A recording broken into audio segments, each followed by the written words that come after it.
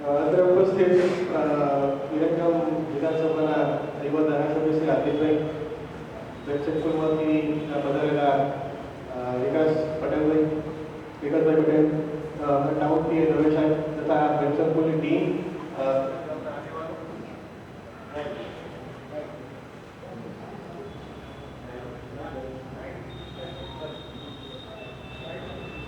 વિરમગામના આગેવાનો તથા જેનો પાછળ અવાજ નથી આવતો પણ આગળ આવી શકે પાછળ અને તૈયારી કરી રહ્યા તમામ વિદ્યાર્થી મિત્રો અને સૌપ્રથમ તો હું આજનો આ કાર્યક્રમનું આયોજન કરવા માટે આપણા ધારાસભ્ય શ્રી હાર્દિકભાઈનો ખૂબ અભિનંદન આપું છું અને આભાર માનું છું કે લગભગ કોઈ વિધાનસભા વિસ્તારની અંદર આયોજન ક્યારેય કોઈ ધારાસભ્યએ કર્યું નથી.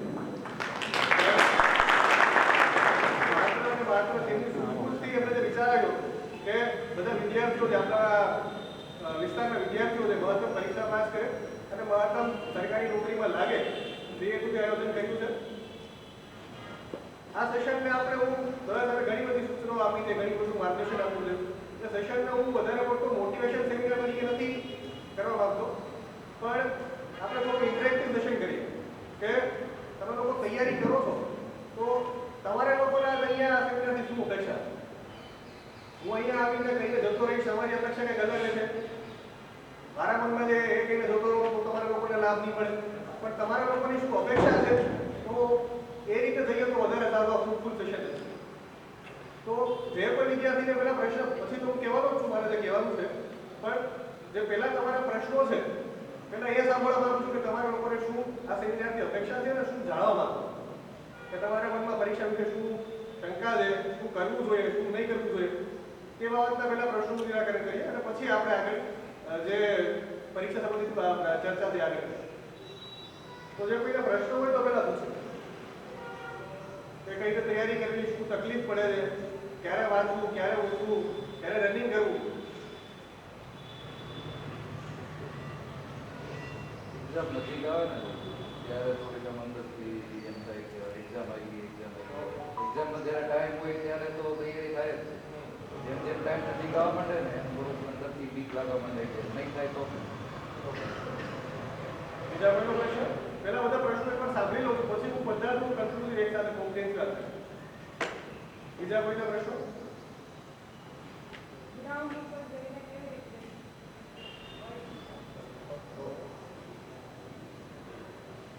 મિત્રો, એક રિક્વેસ્ટ કરું છું કે તમે તમારી જગ્યા ઉપરથી એક ખાલી ઊભા થઈ પ્રશ્ન કરો. પાછળથી કોઈનો કોઈ પ્રશ્ન નથી. જો આ સેશનને ખાલી હું કંઈ બોલી જતો રહીશ કે અહીંયા જે માર્ગદર્શન ટીમમાં આવી છે માર્ગદર્શન આપવા માટે એ બોલીને જતા રહેશે તો પછી આ સેમિનારનો કોઈ ઉપયોગ નહીં, કોઈ લાભ નહીં. પાછળથી કોઈના પ્રશ્નો છે?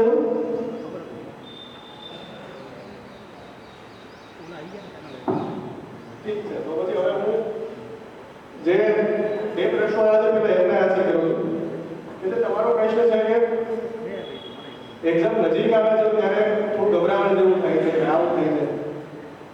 એ બટ ઓબ્વિયસ છે કે પરીક્ષા આવે નજીક આવે પણ મનની અંદર વિચારો ઊભા થાય તો બટ ઓબ્વિયસ નેચરલ પણ છે. અને જો એ ન થાય તો ચિંતાનો વિષય. આપણે પરીક્ષા નજીક આવે ને આપણે ચિંતા ન થાય તો એ ચિંતાનો વિષય. એટલે આ પરિસ્થિતિની અંદર જ્યારે તમે સંપૂર્ણ તૈયારી કરો છો તો સૌથી અગત્યનું હોય છે કે તમારું રિવિઝન. તમે પહેલી વાર રીડિંગ કરી લીધું છે પછી તમારું રિવિઝન કેટલું સ્ટ્રોંગ છે એ સૌથી અગત્યનું હોય છે. તમે લગભગ રફલી આ ફોર્મ ભરેલા છે એની અંદર 13-14 લાખ જેટલા ફોર્મ જ્યાં સુધી મને ખબર ત્યાં સુધી ભરાયા, પરંતુ સીટ હશે ખાલી માત્ર 10-12 હજાર જેટલી જગ્યાઓ છે. તો માત્ર 1% જેટલો સક્સેસ રેશિયો તમારો રહેવાનો. તો પણ આપણે સક્સેસ રેશિયોમાં એ રીતે નથી જોવાનું, આપણે એને એ રીતે જોવાનું છે કે મારી સીટ તો આમાં નક્કી છે. 10-12 હજાર જગ્યા છે. જો આપણે એ રીતે કોમ્પિટિશનને સ્પર્ધા રીતે જોઈશું તો ક્યારેય સફળતા મળવાની છે. મારી જગ્યા નક્કી છે અને મારે આ કરવાનું છે. જો હું નહીં કરું તો કોઈ નહીં. તમારા માટે થઈને બીજો કોઈ આવીને તમારી જગ્યા કરી દેવાનું નથી. તમે આપણે આખી જિંદગી 1 થી 12 ધોરણ સુધી અભ્યાસ કરીએ છીએ તો આપણે એવું વિચારતા હોઈએ છીએ કે ભાઈ મારી જે પહેલા ધોરણની બીજા કે 12 કે 10મા ધોરણની કોઈ પણ પરીક્ષા હોય છે તો એ લેવાની, એક જ વખતમાં પાસ કરવાની. ત્યારે આપણે ક્યારે એવું વિચારીએ કે આ પરીક્ષા છે, આ વર્ષે પાસ તો આવતા વર્ષે થઈશ, આવતા વર્ષે તો ફરીથી પ્રયાસ આવશે. ત્યારે ક્યારેય આપણે એવું નથી વિચાર્યું. સ્પર્ધાત્મક પરીક્ષા અને રિયલ પરીક્ષા વચ્ચે એટલો છે એ આ પરીક્ષા છે, માનસિક પરીક્ષા છે કે આપણે માત્ર ને માત્ર ડરથી, જે જગ્યા છે ને ડરથી આપણે ડરી જઈએ પેલા કે 10,000 જગ્યાએ તો મારો વારો કેમ આવશે, એટલા બધા લાખ લોકો ફોર્મ ભરી છે. પણ જે રીતે આપણે આજ દિન સુધીની બધી જ પરીક્ષાઓ આપી છે એ જ રીતે માત્ર ને માત્ર આપણે આ પરીક્ષા પાસ કરવાની છે, તે રીતે તૈયારી કરશો તો કોઈ વાંધો નહીં. અને જે બેને પ્રશ્ન પૂછ્યો છે કે ગ્રાઉન્ડની અંદર જઈને કઈ તૈયારી કરે, પોલીસની અંદર જ્યારે ભરતી પરીક્ષામાં આ ફિઝિકલ ક્રાઇટેરિયા રાખવામાં આવે છે, એ શારીરિક માટે તો રાખવામાં જ આવે બિલકુલ કે સ્વસ્થ લોકો પોલીસ ફોર્સની અંદર, ડિસિપ્લિન ફોર્સની અંદર જોડાય એ ઈચ્છનીય છે. પરંતુ એનો મુખ્ય ઉદ્દેશ તમારી માનસિક ચકાસણી કરવાનો પણ છે. તમે માનસિક કેટલા સ્થિર છો, તમારી માનસિક ક્ષમતા કેટલી છે. માત્ર પોલીસની નોકરી એ ચેલેન્જિંગ નોકરી એટલે છે કે તમારે માત્ર ને માત્ર ફાઇલોમાં સહી કરવાની નથી કે માત્ર ને માત્ર કાગળિયા કામ કરવાના નથી. તમારે રિયલ લાઈફની અંદર લોકો જોડે ડીલ કરવાનું છે. અલગ અલગ પરિસ્થિતિઓ આવતી હશે, તો તે તમામ પરિસ્થિતિને પહોંચી વળવા માટે તમે મગજથી કેટલા માનસિક સક્ષમ છો તે ચકાસણી છે એ લેખિત કરતા મારું માનવું છે કે એ શારીરિક કસોટી. તમે 10 રાઉન્ડ મારો છો પછી તમારી અંદર એક ક્ષમતા છે, તમારા મગજની અંદર એક કેપેબિલિટી છે કે તમારા મગજ ઉપર તમે કાબુ કરી અને તમે 11 રાઉન્ડ મારી શકશો. જે શારીરિક કસોટી છે એ પરીક્ષા છે મારા ખ્યાલ મુજબ જ્યારે તમારી ક્ષમતા કરતા તમે 1 રાઉન્ડ વધારે મારો એ કસોટી ચેક કરવાની પરીક્ષા છે તમારી શારીરિક કસોટી. બાકી તાલીમની અંદર જઈને તો બધા છોકરાઓને 5 કિલોમીટર દોડી દેવાના. ફિઝિકલ ફિટનેસ આપણે પોલીસની પરીક્ષાની અંદર જે રીતે બનાવવી જરૂરી નથી. આ પરીક્ષા છે, 5 કિલોમીટરની પરીક્ષા છે, કોઈ પણ જાતના ગાઈડન્સ વગર, એટલે કે તમે તમારા મગજ ઉપર કાબુ કરીને કેટલી સરળતાથી તમે આ પરીક્ષા પાસ કરી શકો છો એની પરીક્ષા. એટલે જ્યારે શરીર તૂટે પણ તમારું મનોબળ ન તૂટવું જોઈએ ત્યારે આ શારીરિક પરીક્ષા પાસ થશે. જ્યારે આપણને અંદરથી એવું થાય છે કે મારી ક્ષમતા 10 રાઉન્ડની છે, 11 રાઉન્ડની છે, ત્યારે છેલ્લો રાઉન્ડ એ મગજ ઉપર કાબુ કરીને વાંચો તો જ તમને સફળતા મળશે. બીજા જનરલી પ્રશ્નો એવા હોય છે કે પરીક્ષાની તૈયારી શરૂઆત કેવી રીતે, તો હવે લગભગ 1.5-2 મહિનાની અંદર જે રનિંગ પૂરું થશે પછી 3-4 મહિના જેવું તમને સમય આપશે અને પછી મેન્સની અને જે તમારે પ્રિલિમ્સની પરીક્ષા શરૂ થશે.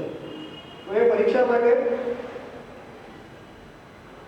જનરલ વિદ્યાર્થીઓ એવું કરતા હોય છે કે સિલેબસ ખોલી બધા સબ્જેક્ટો એકસાથે પહેલા વાંચવાનું શરૂ કરશે. આજથી સૌથી પહેલું આપણું કામ એ હોવું જોઈએ કે આજ દિવસથી લઈને છેલ્લા તમામ સિલેબસ છે એ સિલેબસનો પહેલા અભ્યાસ કરી લેવો ઉપર કે કેટલા સબ્જેક્ટ છે, કેટલા વિષય છે અને મારે કેટલો સમય મારી પકડ કયા વિષયમાં છે, મારી રુચિ કયા વિષયમાં છે તેનું એનાલિસિસ કરીને આજથી જ્યાં સુધી પરીક્ષા આવનાર છે 6 મહિનાનું કે 5 મહિનાનું એક રફલી તમારું ટાઈમ ટેબલ મૂકવું કે હું મેથ્સ અને રિઝનિંગ છે એ 1.5 મહિનાની અંદર પૂરું કરીશ, મારું ક્વોલિટી છે એ 15 દિવસમાં પૂરું કરીશ અને દૈનિક ટાર્ગેટ તમે એવા બનાવો છો. તમે શરૂઆત અત્યારે સબ્જેક્ટની કરો છો ક્વોલિટી, તો ક્વોલિટી મારે 15 દિવસની અંદર પૂરું કરવાનું છે. તો પછી એ ક્વોલિટી પૂરું કરવા માટે મારે 15 દિવસ બાદ થવું જોઈએ, 16મો દિવસ ન આવવો જોઈએ. જો તમે 15 દિવસ સરખું રીડિંગ થાય એ પણ જરૂરી નથી, પરંતુ આજે તો ઓછું રીડિંગ થઈ ગયું તો અમારે કાલે એને કમ્પન્સેટ કરવું એ જવાબદારી પણ તમારી. જો સબ્જેક્ટને તમે સમય મર્યાદાની અંદર પૂરા નહીં કરો તો પછી એ ડીલે થતા જશે અને તમારા દિવસો વધતા જશે. એટલે જે સબ્જેક્ટ શરૂ કરો છો એ જ સબ્જેક્ટને પકડી પહેલા એ સબ્જેક્ટ પૂરો કરવાનો છે અને પછી બીજો સબ્જેક્ટ ખોલવાનો છે. જો આ રીતે તૈયારી કરશો તો બધા સબ્જેક્ટ સમય વાઇઝ પૂરા થઈ જશે. બધા સબ્જેક્ટ એકસાથે ખોલી નાખીએ અને બધા સબ્જેક્ટ એકસાથે પૂરું કરશો તો ક્યારેક બીજા સબ્જેક્ટ પૂરા થવાના છે. ઉપરાંત આ સ્પર્ધાત્મક પરીક્ષાની તૈયારીઓમાં અવારનવાર બધા છોકરાઓ કરતા હોય છે કરંટ અફેર. કરંટ અફેરનું એક મહત્વ છે સ્પર્ધાત્મક પરીક્ષાની તૈયારીઓમાં, પણ એટલું બધું મહત્વ પણ નથી કે જેથી કરીને આપણે દિવસની અંદર 4 કલાક યુટ્યુબના વિડીયો જોઈને કરંટ અફેર કર્યા. કરંટ અફેર માત્ર ને માત્ર આપણે કોઈ એક ગુજરાતનું મેગેઝિન છે એ મિનિટ રાખવાનું છે અને બાકી જે ડેલીના કરંટ અફેરના ન્યૂઝ આવે છે એ 20 થી 25 મિનિટ આપણે ડેલી ફોલો કરવાનું. આપણો કરંટ અફેરની અંદર તમારો દૈનિક સમય મારો માનવું ત્યાં સુધી 1 કલાક ઉપરથી દૈનિક જવો ના. બધા વિદ્યાર્થીઓ હાલની તારીખે ઇન્ટરનેટની સુવિધાઓ ઉપલબ્ધ છે, બધા રિસોર્સિસ ઓનલાઈન અવેલેબલ છે, એટલે દિવસના 4 કલાક 5 કલાક યુટ્યુબમાં વિડીયો જોયા રાખશે, ઇન્સ્ટાગ્રામની અંદર રીલો જોયા રાખશે. પછી ભલે એ રીલો એજ્યુકેશનની હોય કે ના પડે, પણ એ આપણે આજથી સદંતર બંધ કરવાનું. માત્ર ને માત્ર મેં તમને કહ્યું કે તમે તમારું સિલેબસ ડિઝાઇન કરી લો, તમારે આટલા દિવસોની અંદર આટલા સબ્જેક્ટ પૂરા કરવાના છે, એ અનુલક્ષીને જ વિડીયો જોવાના.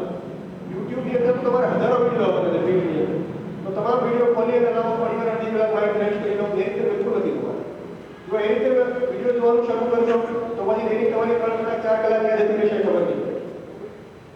આ ઉપરાંત જ્યારે તમારી એક્ઝામ નજીક આવે છે ત્યારે તમારી જોડે રિવિઝન માટે સૌથી અગત્યનું હોય છે કે તમારી નોટ્સ. તમારી જનરલી એક બુક હોય છે 300 પેજની 400 પેજની 500 પેજની કોઈ પણ સબ્જેક્ટની બુક માની લો કે ચાલો હોય છે. તો જ્યારે એક્ઝામના આગલે દિવસે રિવિઝન કરવાનું છે, એક્ઝામના 5 દિવસ પહેલા રિવિઝન કરવાનું છે, તો ક્યારેય તમે 500 પેજ વાંચી શકવાના નથી. કે 500 પેજ ફોલો નહીં થાય તો તમને અંદરથી કોન્ફિડન્સ પણ નહીં આવે. જે આ ભાઈનો પ્રશ્ન હતો કે ભાઈ મને એક્ઝામ નજીક આવે છે, મને ડર લાગે છે, એ ડરને ક્યારે ઓવરકમ કરી શકાય? જ્યારે તમને અંદરથી કોન્ફિડન્સ છે મારું રીડિંગ થઈ ગયું છે, તો તમને તમારી જાત પર વિશ્વાસ આવશે. અને એ વિશ્વાસ લેવા માટે થઈને રિવિઝન કરવું અગત્યનું કે મારું તમામ રીડિંગ થઈ ગયું છે.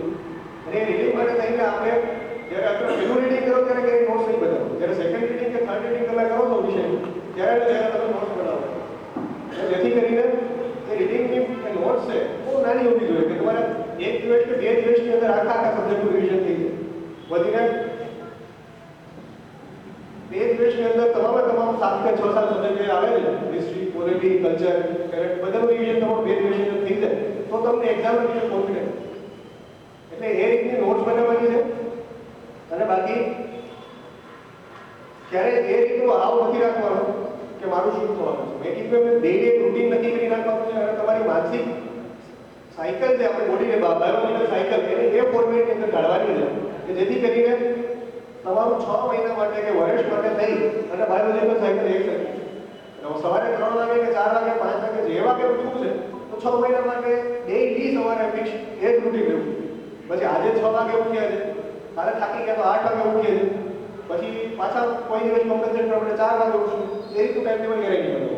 જે રીતનું ટાઈમ ટેબલ આપણે શું થાય છે, આપણી બોડીને શું થાય છે, ઘણા લોકો રાત્રે વાંચવા છે, ઘણા સવારે વાંચવા આવે. તો જે રીતે બાયોલોજીકલ સાયકલ એ રીતે સેટ કરી અને એક ટાઈમ ટેબલ નક્કી કરી લેવાનું છે કે મારે 6 મહિના માટે મારું ફિક્સ આ જ ટાઈમ ટેબલ રહેશે. તો એ ટાઈમ ટેબલ અનુલક્ષીને એક ટાઈમ ટેબલ વળગી લેવાનું. આ 6 મહિના માટે આવનારા 6 મહિના માટે છે કે તમારે તમામ મારી એક રિક્વેસ્ટ પણ છે, સલાહ પણ છે અને સૂચન પણ છે કે તમામ વિદ્યાર્થી મિત્રો છે કે જે એસ્પાયરન્ટ છે બધા જ પોતાના સોશિયલ મીડિયા એકાઉન્ટ સદંતર બંધ કરે. આજ દિન સુધીમાં મને ક્યાંય ઇન્સ્ટાગ્રામ કે એક્સ ઉપરથી કોઈ જગ્યાએથી યુઝફુલ કન્ટેન્ટ કોઈ જગ્યાએ જે પરીક્ષાની તૈયારી કરતો હોય એ મિત્રો માટે કંઈ નથી દેખાય. આ ઇન્સ્ટાગ્રામ, એક્સ એ બધાનું યુઝ એટલે લિમિટેડ કરવું એટલે જ કહું કે હું તો અવોઇડ જ છું. એની કોઈ જરૂર નથી જ્યાં સુધી તમે તૈયારી કરો ત્યાં. એટલે જેથી કરીને આપણું માઇન્ડ છે એ ડેવિએટ થતું ઓછું થઈ જાય અને આપણા માઇન્ડની અંદર જે પેલા વલ્નરેબલ થોટ્સ આવતો હોય છે, મારું થશે નહીં થાય, એવા થોટ્સની અંદર એન્ઝાઇટીની અંદર આપણે લોકો જે વધારે 5 મિનિટ જોઈ નાખીએ કે મોટિવેશન લેવા માટે કહીએ. આપણું મોટિવેશન છે, હું આજે મોટિવેશન વાતો બિલકુલ એટલે નથી કરતો કે હું મોટિવેશન વાતો કરીશું મારું આવશે મોટિવેશન હશે. તમારામાં અંદરથી જો આ નહીં હોય કે મારે આ કરવું છે તો મારા શબ્દો કોઈ વેલ્યુ જ નથી. એટલે જે તૈયારી કરે છે એ બધા જ વિદ્યાર્થી મિત્રો માટે ઇનર મોટિવેશન છે સૌથી અગત્યનું કે તમારે શા માટે આ કરવું. ઘણા માટે પોલીસની નોકરી છે, રોજગારનો ઓપ્શન હોઈ શકે છે, ઘણા માટે તે સપનું હોઈ શકે છે, અને ઘણા માટે યુનિફોર્મનો ચામ હોઈ શકે છે, કે સમાજ સેવા પણ હોઈ શકે છે. પરંતુ તમારું જે કારણ છે એ દ્રઢ હોવું જોઈએ કે મારે આ માટે કરવું છે અને જો હું નહીં કરું તો મારા માટે કોઈ આવી કરવાનું નથી. અને જેમ જેમ પરીક્ષા નજીક આવે છે તેમ તેમ તમારા રીડિંગના કલાકો છે તે વધારતા જવાના.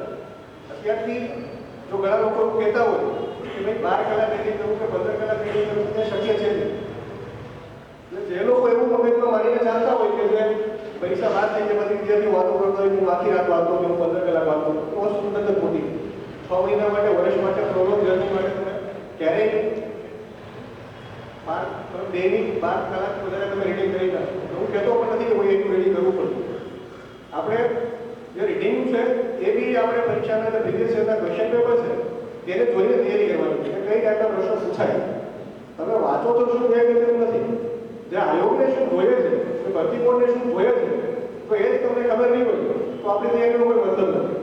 સ્પર્ધાત્મક પરીક્ષાની તૈયારી છે એટલે જે રૂટીન પરીક્ષાઓ છે એના કરતાં અલગ એટલે પણ છે કે રૂટીન પરીક્ષાની અંદર તમને ખબર છે કે તમારે શું પૂછાવાનું, કે તમારી જોડે સિલેબસ નક્કી. બરાબર, સ્પર્ધાત્મક પરીક્ષાની અંદર જે સિલેબસ નક્કી નથી પણ આયોગને શું જોઈએ છે તમે પ્રિવિયસના ક્વેશ્ચન પેપર પૂછો તો આઈડિયા છે. જેથી કરીને તમને ખબર પડશે કે પરીક્ષાનો ટ્રેન્ડ આ રીતનો છે, જિયોગ્રાફીના ક્વેશ્ચન આ રીતે પૂછાય છે, કેટલા પ્રશ્નો પૂછાય છે, કેટલા એનાલિટિકલ ક્વેશ્ચન પૂછાય છે. એટલે જેથી કરીને તમને પેપર પેટર્ન ખબર પડશે અને કઈ રીતે રીડિંગ કરવું છે એ પણ ખબર પડશે. અને એટલું સ્પર્ધાત્મક પરીક્ષાની તૈયારી કરવું શરૂ કરવું જેટલું અગત્યનું છે એટલું જ સ્પર્ધાત્મક પરીક્ષાની તૈયારી છોડવી પણ અગત્યનું છે. આ એક ઘણી વાત કરું છું કે ઘણા વિદ્યાર્થીઓ મિત્રો છે અત્યારે તૈયારી કરતા હશે, એક વખત પરીક્ષા પાસ કરશે, પાસ થાય ન થાય, સંજોગવશ પરીક્ષા પાસ ન થાય તો બીજો પ્રયાસ આવશે, ત્રીજો પ્રયાસ આવશે. સફળ થઈ ગયા તો સારું છે, પણ ઘણા લોકો આ સાયકલમાંથી બહાર નથી નીકળી શકતા અને પોતાના યુવાવસ્થાના 5 થી 7 વર્ષ, 20 વર્ષો છે એ માત્ર ને માત્ર તૈયારીમાં જતા રહે.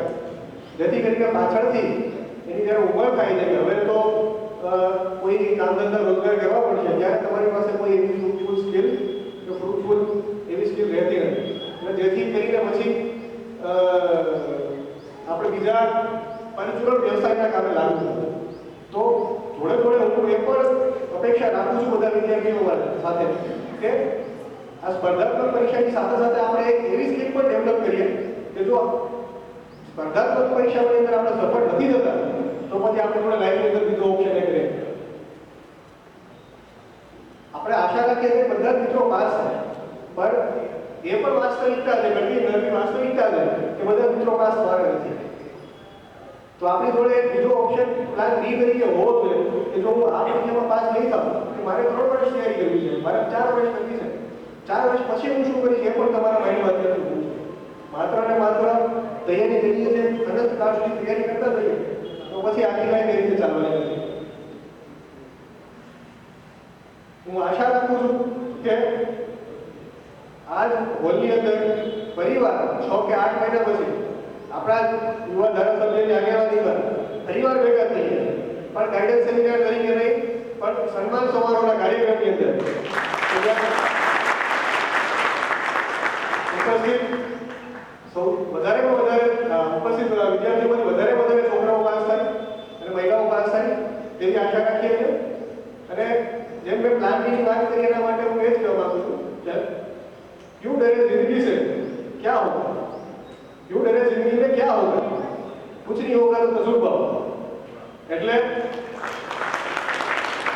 આ તૈયારી કરતા રહીએ, પણ તૈયારીની સાથે સાથે આપણે આપણું મગજ ખુલ્લું રાખીએ અને વાસ્તવિકતાને પણ જોડે રાખીએ અને એ રીતે તૈયારી કરીએ તો તમામ લોકોને સફળતા પણ મળશે અને કરિયરની અંદર આગળ વધશે. એટલું કહી વિરમું છું. જય હિન્દ, જય ભારત.